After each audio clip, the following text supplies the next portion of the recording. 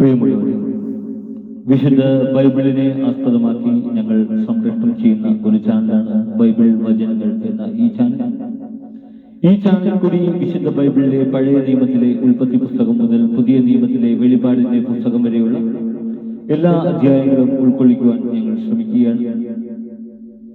ഈ ദൈവവചന ഭാഗങ്ങൾ കേൾക്കുന്ന എല്ലാവരും ലോകത്തിന് ശാന്തിയും സമാധാനവും നന്മയും ഉണ്ടാകുവാൻ വേണ്ടി എന്നോടൊപ്പം സർവശക്തനായ ദൈവത്തോട് പ്രാർത്ഥിക്കുക. അതോടൊപ്പം തന്നെ ഈ ചാനൽ കാണുന്ന എല്ലാവരും ഞങ്ങളുടെ ചാനൽ ഒന്ന് സബ്സ്ക്രൈബ് ചെയ്ത് താഴെ കാണുന്ന ബെൽ ഐക്കൺ കൂടി ക്ലിക്ക് ചെയ്ത് ഞങ്ങളുടെ തുടർന്നുമുള്ള അധ്യായങ്ങൾ നിങ്ങൾക്ക് ലഭിക്കുന്നത് പോലെ ഞങ്ങളോട് സഹകരിക്കുക. നിങ്ങളെവിടെയും പ്രാർത്ഥനാ നിർഭരമായ സഹകരണം തുടർന്നും സവനീയം പ്രതീക്ഷിച്ചുകൊണ്ട് പുറപ്പാടിന്റെ പുസ്തകം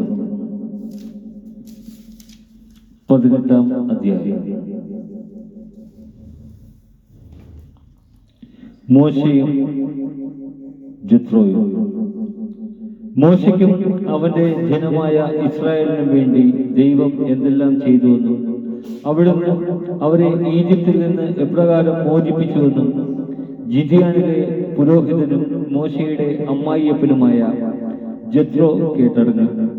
മോശ തന്റെ ഭാര്യ സിപ്പോറയെ തിരിച്ചയച്ചപ്പോൾ അവന്റെ അമ്മായിയപ്പൻ ജെത്രോ അവളെയും അവളുടെ 2 പുത്രന്മാരെയും സ്വീകരിച്ചു.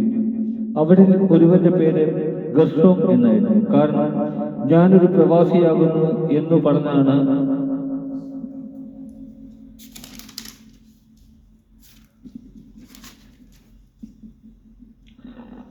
മോശ അവന് പേരിട്ടത്.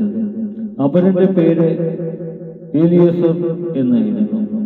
കാരണം എന്റെ പിതാവിന്റെ ദൈവമാണ് എന്റെ സഹായം, അവിടുന്ന് ഫറവോയുടെ വാളിൽ നിന്ന് എന്നെ രക്ഷിച്ചു എന്ന് അവൻ പറഞ്ഞു.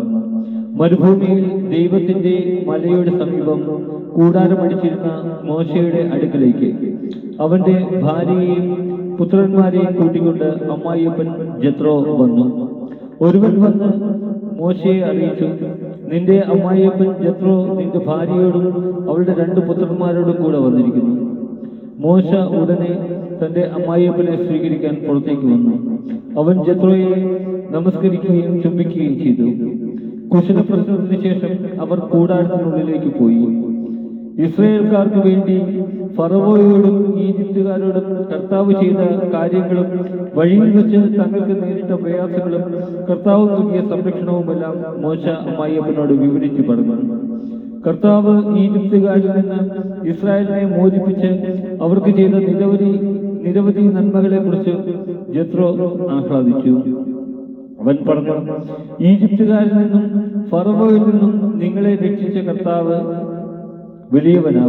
വാഴ്ത്തപ്പെട്ടവനാകുന്നു. കർത്താവ് സകല ദേവന്മാരെക്കാൾ വലിയവനാണെന്ന് ഇപ്പോൾ ഞാൻ മനസ്സിലാക്കുന്നു. എന്തെന്നാൽ ഈജിപ്തുകാർ അവരോട് അഹങ്കാരപൂർവ്വം പെരുമാറിയപ്പോൾ അവരുടെ പിടിയിൽ നിന്ന് അവിടുന്ന് തന്റെ ജനത്തെ മോചിപ്പിച്ചു. മോശയുടെ അമ്മായിയപ്പനായ ജെത്രോ ദൈവത്തിന് ദഹനബലിയും മറ്റു ബലികളും അർപ്പിച്ചു. ജെത്രോയോടൊന്നിച്ച് ദൈവസന്നിധിയിൽ ഭക്ഷണം കഴിക്കുന്നതിനായി അഹറോനും ഇസ്രായേലിലെ ശ്രേഷ്ഠന്മാരും വന്നു. ന്യായാധിപന്മാർ. പിറ്റേ ദിവസം മോശ ജനത്തിന്റെ തർക്കങ്ങൾ തീർക്കാൻ ഉപവിഷ്ടനായി. പ്രഭാതം മുതൽ പ്രദോഷം വരെ ജനങ്ങൾ മോശയുടെ ചുറ്റും കൂടി നിന്നു. മോശ തന്റെ ജനത്തിനു വേണ്ടി ചെയ്യുന്നതെല്ലാം കണ്ടപ്പോൾ അമ്മായിയപ്പനായ ജെത്രോ അവനോട് ചോദിച്ചു, നീ ജനത്തിനു വേണ്ടി ചെയ്യുന്നത് എന്താണ്? രാവിലെ മുതൽ വൈകുന്നേരം വരെ അവരെല്ലാം നിന്റെ ചുറ്റും കൂടി നിൽക്കാൻ ഇടയാകത്തക്ക വിധം നീ ഇവിടെ ഒറ്റയ്ക്കിരിക്കുന്നത് എന്തുകൊണ്ട്? മോശ പറഞ്ഞു, ദൈവഹിതം അറിയാനായി ജനം എന്നെ സമീപിക്കുന്നു. എന്തെങ്കിലും തർക്കമുണ്ടാകുമ്പോൾ അവർ എന്റെ അടുക്കൽ വരുന്നു. ഞാൻ അവരുടെ കലഹങ്ങൾ തീർക്കുന്നു. ദൈവത്തിന്റെ ചട്ടങ്ങളും നിയമങ്ങളും അവരെ പഠിപ്പിക്കുകയും ചെയ്യുന്നു. അപ്പോൾ അവൻ പറഞ്ഞു, നീ ചെയ്യുന്നത് ശരിയല്ല. നീയും നിന്റെ കൂടെയുള്ള ജനങ്ങളും ക്ഷീണിച്ച് വിവശരാകും. ഇത് ഭാരമേറിയ ജോലിയാണ്. തനിയെ ഇത് ചെയ്യാൻ നിനക്ക് സാധിക്കുകയില്ല. ഞാൻ പറയുന്നത് കേൾക്കുക. ഞാൻ നിനക്കൊരു ഉപദേശം നൽകാം. ദൈവം നിന്നോട് കൂടെ ഉണ്ടായിരിക്കട്ടെ. നീ ദൈവത്തിന്റെ മുമ്പിൽ ജനങ്ങളുടെ പ്രതിനിധിയായിരിക്കണം. അവരുടെ തർക്കങ്ങൾ അവിടുത്തെ അറിയിക്കണം. അവരെ ചട്ടങ്ങളും നിയമങ്ങളും പഠിപ്പിക്കണം. അവർ ചരിക്കേണ്ട മാർഗങ്ങളും അനുഷ്ഠിക്കേണ്ട കർത്തവ്യങ്ങളും അവർക്ക് നിർദ്ദേശിച്ചു കൊടുക്കണം.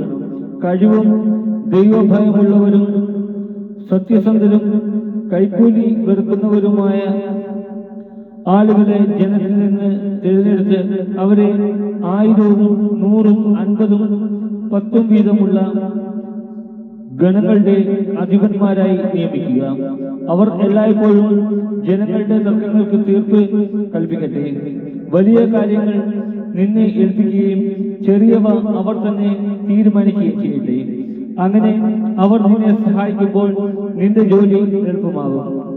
ഇത് ദൈവകൽപ്പനയാണെന്ന് ഗ്രഹിച്ച് പ്രകാരം പ്രവർത്തിച്ചാൽ ജോലി നിർവിഘ്നം തുടരാൻ നിനക്ക് സാധിക്കും. ജനങ്ങൾ സംതൃപ്തരായി തങ്ങളുടെ വസതികളിലേക്ക് മടങ്ങുകയും ചെയ്യും. മോശ അമ്മായിയപ്പന്റെ ഉപദേശം കേട്ട് അതനുസരിച്ച് പ്രവർത്തിച്ചു. മോശ ഇസ്രായേൽക്കാരിൽ നിന്നും സമർത്ഥരായ ആളുകളെ തിരഞ്ഞെടുത്ത് 1000, 100, 50, 10 വീതമുള്ള ഗണങ്ങളുടെ മേൽ അവരെ അധിപന്മാരായി നിയമിച്ചു. അവർ എല്ലായ്പ്പോഴും ജനങ്ങളുടെ ഇടയിൽ നീതി നടത്തി. സുപ്രധാനമായ കാര്യങ്ങൾ മോശയെ ഏൽപ്പിച്ചു. ചെറിയ കാര്യങ്ങൾ അവർ തന്നെ തീരുമാനിച്ചു. അനന്തരം മോശ അമ്മായിയപ്പനെ യാത്രയാക്കി. അവൻ സ്വന്തം നാട്ടിലേക്ക് മടങ്ങി. നമ്മുടെ കർത്താവായ യേശുവേ